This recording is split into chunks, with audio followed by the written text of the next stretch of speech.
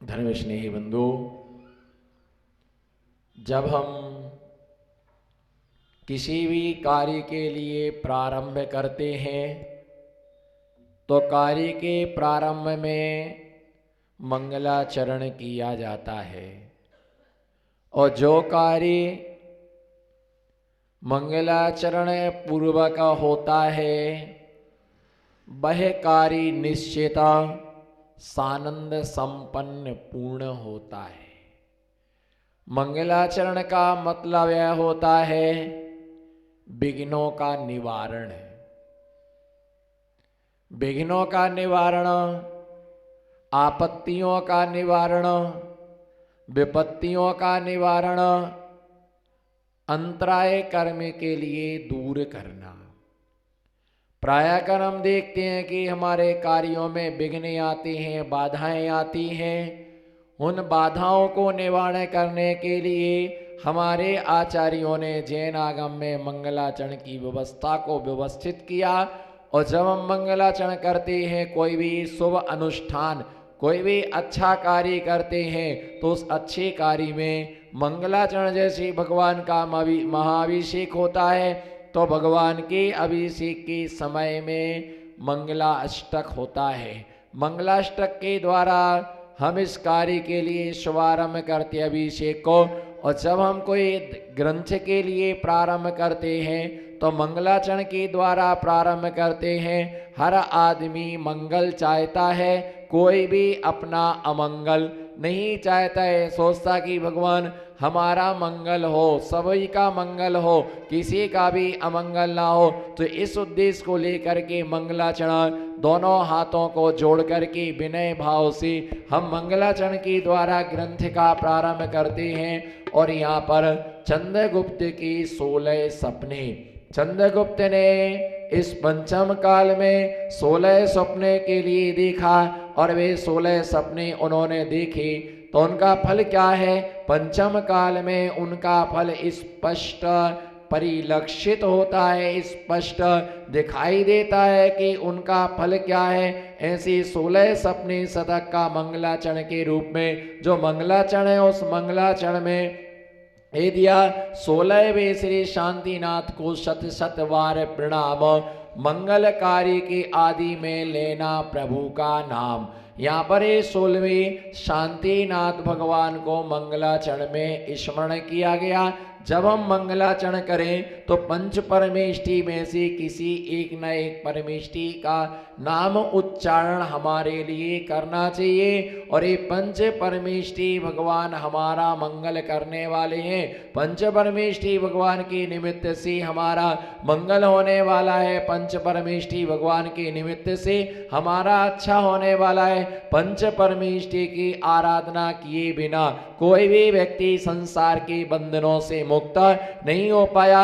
16वें श्री शांतिनाथ को शत शत बार प्रणाम। हम जब किसी तीर्थंकर भगवान को नमस्कार करते हैं तो हमारे दोनों हाथ विनय के साथ क्या होना चाहिए? हमारे दोनों हाथ विनय के साथ झुके हुए होना चाहिए। दोनों हाथों को जोड़ करके हम भगवान को क्या करते हैं? नमस्कार करते हैं। और जब भगवान को नमस्कार करते हैं, भगवान का आदर करते हैं, भगवान का हम क्या करते हैं? सम्मान करते हैं, भगवान का विनय हम करते हैं। तो भगवान का विनय करने वाला जो सम्यक दृष्टि जीव, बोलो जो सम्यक दृष्टि जीव देव शास्त्र गुरु का आदर करता है। बोलो जो सम्यक दृष्टि जीव देव शास्त्र गुरु का आदर करता है, वह जीव निरंतर सर्वत्र आदर के लिए पाता है। और जो भगवान का आदर नहीं करता है, उसका भी कोई आदर करने वाला नहीं होता है, उसका भी कोई सम्मान करने वाला नहीं होता है। इसलिए हमारी आत्मा के लिए शांति की प्राप्ति हो, इस भाव से शांतिनाथ भगवान के लिए नमस्कार, उनके लिए प्रणाम हो, उनके लिए नमस्कार हो। मंगल कार्य के आदि में लेना प्रभु का नाम।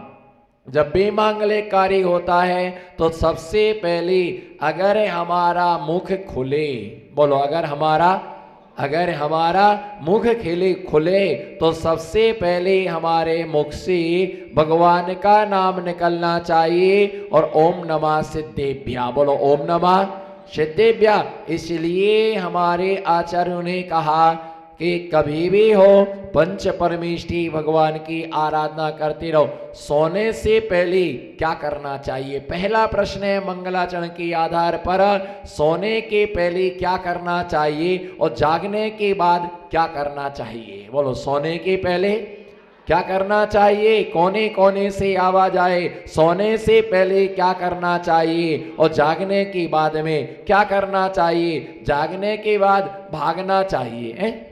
जागने के बाद भागना चाहिए और सोने से पहले, बोलो सोने से पहले क्या करना चाहिए? सोने से पहले नमोकार महामंत्र की आराधना करना चाहिए। बोलो सोने से पहले नमोकार महामंत्र की क्या करना चाहिए?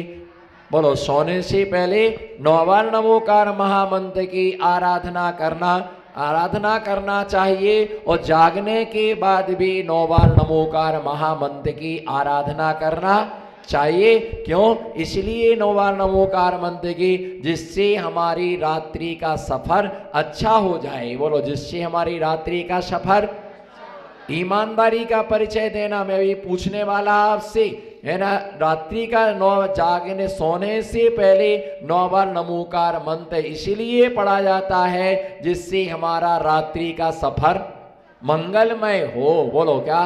रात्रि का सफर मंगलमय हो। मंगलमय होने का मतलब है कि हमें खराब सपना ना आए, हमें अच्छा सपना आए, हमें अच्छा सपना आए, खराब सपना हमें ना आए, भूत पिशाच ना दिखे, सपने में भी हमें भगवान की मुद्रा दिखाई दे, निर्ग्रंथ मुनिराज हमें दिखाई दे, चैत्यालय हमें दिखाई दे, सिद्ध क्षेत्र हमें दिखाई दे, अतिशय क्षेत्र हमारे दिखाई दे, है ना। इसलिए हमें रात्रि में सोने से पहले 9 बार नमोकार महामंत्र पढ़ना चाहिए और जगने के बाद 9 बार नमोकार महामंत्र क्यों पढ़ना चाहिए? सोने से पहले इसलिए रात का सफर अच्छा हो, और जागने के बाद 9 बार नमोकार मंत्र क्यों पढ़ना चाहिए? क्यों पढ़ना चाहिए? जिससे हमारा दिन का सफर, बोलो ना, दिन का सफर हमारा अच्छा हो, मंगलमय हो, है ना। दिन का सफर हमारा मंगलमय हो। जब हम इसी प्रकार से भोजन करने से पहले 9 बार नमोकार महामंत्र की आराधना संपादित की जाती है और भोजन हो जाने के बाद भी 9 बार नमोकार मंत्र की हम क्या करते?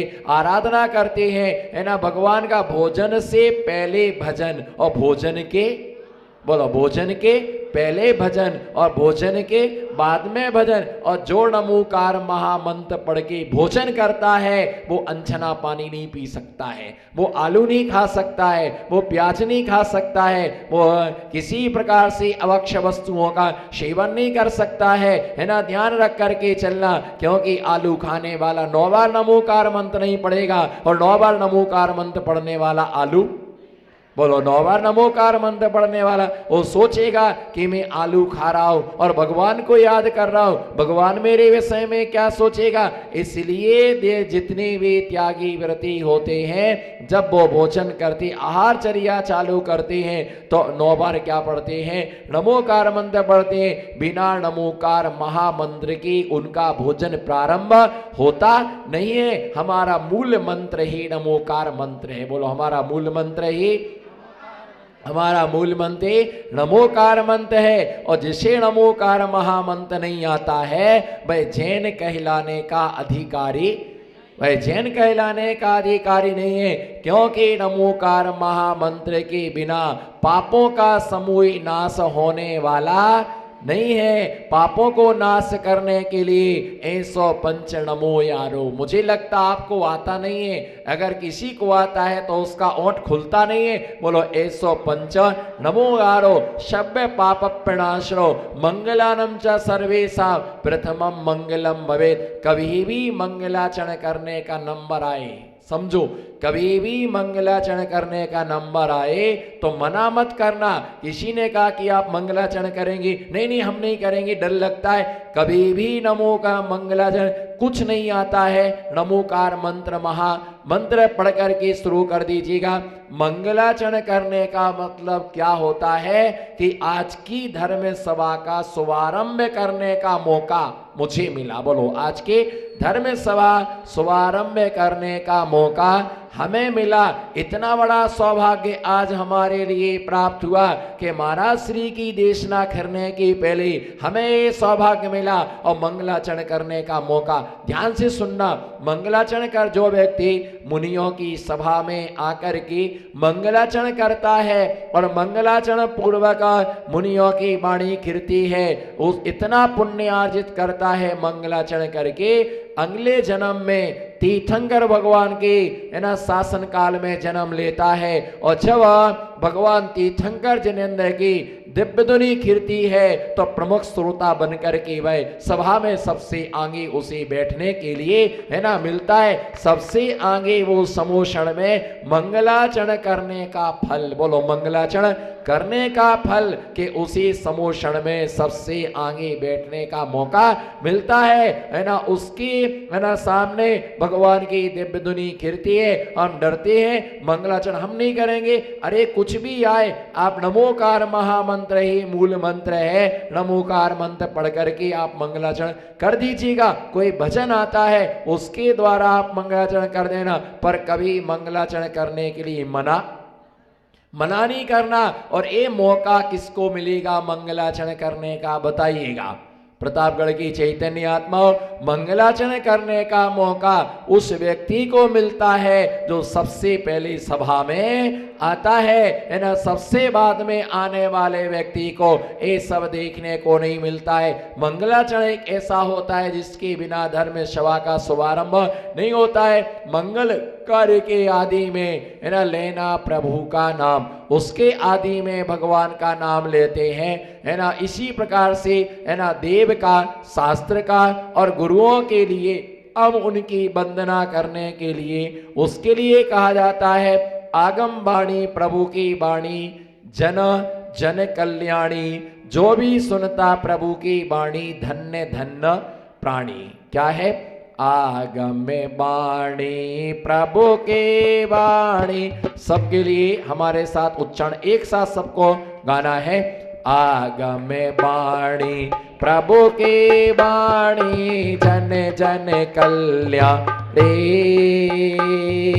जो भी सुनता प्रभु के वाणी धन्य धन्य प्राणी,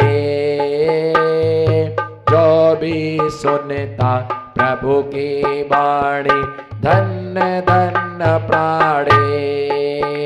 यहाँ पर दूसरा छंद दिया, आगम वाणी प्रभु की वाणी, जन जन कल्याणी। जब भी हमारा कल्याण होगा किससे होगा? भगवान जिनेंद्र की वाणी से ही हमारा क्या होगा? भगवान जिनेंद्र की वाणी से ही हमारी आत्मा का कल्याण होगा। और ये ध्यान रख करके चलना, स्वाध्याय तैकालिक व्यवस्था नहीं है। ध्यान से सुनना, स्वाध्याय तैकालिक व्यवस्था नहीं है। बोलो, स्वाध्याय तैकालिक व्यवस्था नहीं है, पर धर्मोपदेश तैकालिक व्यवस्था है। धर्मोपदेश तैकालिक व्यवस्था है, स्वाध्याय तैकालिक व्यवस्था नहीं है। ये तो जब ग्रंथ नहीं थे तब निर्ग्रंथ थे। बोलो, जब ग्रंथ नहीं थे तब भी निर्ग्रंथ थे। ऐसा समय था कि ग्रंथ नहीं थे, पर ऐसा समय नहीं रहा कि निर्ग्रंथ ना हो, क्योंकि निर्ग्रंथों से ही ग्रंथ की उत्पत्ति होती है। बिना निर्ग्रंथों की ग्रंथ कभी बनता नहीं है, क्योंकि है ना ग्रंथों के लिए लिखने वाले तीर्थंकर भगवान की वाणी के लिए गणधर स्वामी झेलते हैं और आचार्य महाराज उसका क्या करते हैं? प्रणयन करते हैं। आचार्य महाराज उसके लिए लिखते हैं। इसलिए आगम वाणी जो है तई स्वाध्याय तई कालिक व्यवस्था नहीं है। बोलो, स्वाध्याय तई कालिक व्यवस्था नहीं है, पर धर्मोपदेश तई कालिक व्यवस्था है। चतुर्थ काल में ग्रंथ नहीं होते। बोलो, चतुर्थ काल में चतुर्थ काल में ग्रंथ नहीं होते हैं, ग्रंथ तो पंचम काल में ही लिखे गए हैं, और चतुर्थ काल में ग्रंथ नहीं होते हैं तो फिर क्या होता है? स्वाध्याय कैसे? स्वाध्याय की व्यवस्था नहीं, वहां धर्मोपदेश क्या होता है? क्या होता है? धर्मोपदेश होता है। तीर्थंकर भगवान का धर्मोपदेश होता है, और 4 टाइम भगवान की वाणी खिरती है। कितने बार खिरती है? 4 बार भगवान की वाणी खिरती है। कब कब भगवान की वाणी खिरती है? ध्यान से सुनना, 4 बार एक दिन में 4 बार भगवान की वाणी खिरती है। प्रातः काल, मध्यान्ह काल, अपराह्न काल और अर्धरात्रि के समय में। कितने समय में? बोलो। प्रातः काल, मध्यान्ह काल, अपराह्न काल और अर्धरात्रि के समय में। अब प्रश्न आपका ये उठ सकता है कि रात्रि में तो मुनि महाराज नहीं बोलते हैं, और तीर्थंकर भगवान रात्रि में कैसे बोलते होंगे? बोलो। रात्रि में तो, हाँ हाथ जोड़ो, हाथ उठाओ, नमो सिद्धार्थ। रात्रि में तो तीर्थंकर भगवान, रात्रि में तो महाराज नहीं बोलते हैं, तो तीर्थंकर भगवान कैसे बोलते होंगे? मन में डाउटफुल, डाउटफुल बोलो ना, डाउटफुल। जब, और वो तो अरिहंत, सबसे पहले परमेष्टि अरिहंत को रखा गया। जब रात्रि काल में मुनि नहीं बोलते, एलक शुल्लक जी नहीं बोलते, आरिका माता जी रात्रि काल में नहीं बोलती हैं, तो महाराज जी रात्रि काल में, है ना, तीर्थंकर कैसे बोलते? तो इस बात को ध्यान में रख के चलना, तीर्थंकर भगवान बोलते नहीं है। फिर दिव्य धुनि कैसे कीर्ति है? सर्वांग से उनकी दिव्य धुनि कीर्ति है। जिस समय तीर्थंकर भगवान का धर्मोपदेश होता है, उस समय उनके ओंठ, दांत, कंठ कुछ भी नहीं चलता है, स्तब्ध रहते हैं। जैसे ढोलक में एक जगह हाथ लगाने के बाद पूरी ढोलक के अंदर से आवाज निकलती है, उसी प्रकार से जिनेंद्र भगवान की सर्वांग से क्या निकलती है? जिनेंद्र भगवान के, है ना, सर्वांग से भगवान की वाणी क्या होती है? सर्वांग से भगवान की वाणी खिरती है। सर्वांग से भगवान की वाणी कीर्ति है, और सर्वांग से भगवान की वाणी जब कीर्ति है ना, तो ऐसे समय भगवान की वाणी कीर्ति समय, है ना, कितने 4 टाइम भगवान की वाणी कीर्ति है। भगवान रात्रि में बोलते नहीं है, उनकी सर्वांग से दिव्य धुनि निकलती है। भगवान मौन रहते।